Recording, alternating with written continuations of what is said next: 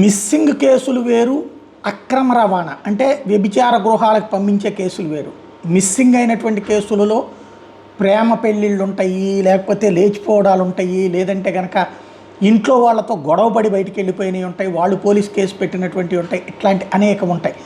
వీటన్నిటి మధ్యన ఏదైతే 30,000 మంది అదృశ్యం లాంటి వ్యవహారాల నేపథ్యంలో పవన్ కళ్యాణ్ ఆరోపణల నేపథ్యంలో తాజాగా బత్తుల బలరామకృష్ణ, రెడ్డప్ప గారి మాధవి, వేమిరెడ్డి ప్రశాంత్ రెడ్డి ముగ్గురు ఎమ్మెల్యేలు ఆంధ్రప్రదేశ్ శాసనసభలో అడిగినటువంటి ప్రశ్న, గౌరవనీయులైన హోం మరియు విపత్తుల నిర్వహణ శాఖ మంత్రి గారు దయచేసి కింది సమాచారం తెలియజేస్తారు. రాష్ట్రంలో 2019-24 మధ్య నమోదైనటువంటి కనబడకుండా పోయిన వ్యక్తులు మరియు మహిళలను అక్రమ రవాణా చేస్తున్న కేసుల సంఖ్య ఎంత?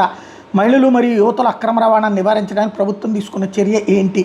స్నేహపూర్వక పోలీస్ వ్యవస్థను సమర్థవంతంగా అమలు చేయడానికి తీసుకున్న చర్యలు ఏంటి?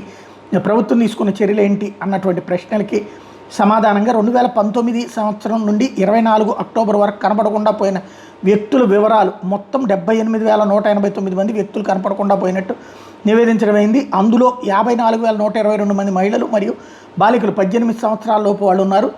ఈ కాలంలో కనబడకుండా పోయిన మహిళల వివరాలను దిగి ఇవ్వడం అయింది అంటూ 2019-24లో మొత్తం మహిళలు 18 సంవత్సరాల లోపు వాళ్ళు బాలికలతో కలుపుకుని 54,122 మంది, 18 సంవత్సరాల లోపు వాళ్ళు 16,366 మంది అన్నటువంటిది చెప్తూ, ఇందులో 2019 సంవత్సరం నుండి 24 అక్టోబర్ వరకు అక్రమంగా రవాణా అయినటువంటి మహిళలు ఈ కాలంలో 46 మంది మహిళలను అక్రమ రవాణా చేసినట్టు గుర్తించడం అయింది, మరియు 34 కేసులు నమోదు చేయడం అయింది అన్నటువంటిది ప్రకటించారు. ఇప్పుడు ఈ కనబడకుండా పోయిన కేసులు లెక్క చూస్తే 54,122, అందులో ఎంతమంది రికవరు అన్నటువంటిది ఇక్కడ ప్రశ్న అడగలేదు కాబట్టి ఆ ఆన్సర్ లేదు.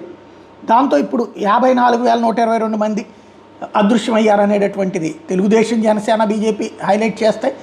అదే సందర్భంలో అక్రమ రవాణా జరిగింది 46 మంది మహిళల్ని మాత్రమే అన్నటువంటి విషయాన్ని వైఎస్ఆర్ కాంగ్రెస్ పార్టీ రైజ్ చేస్తుంది. ఇది ఓవరాల్గా జరగబోయేటటువంటి రాజకీయం.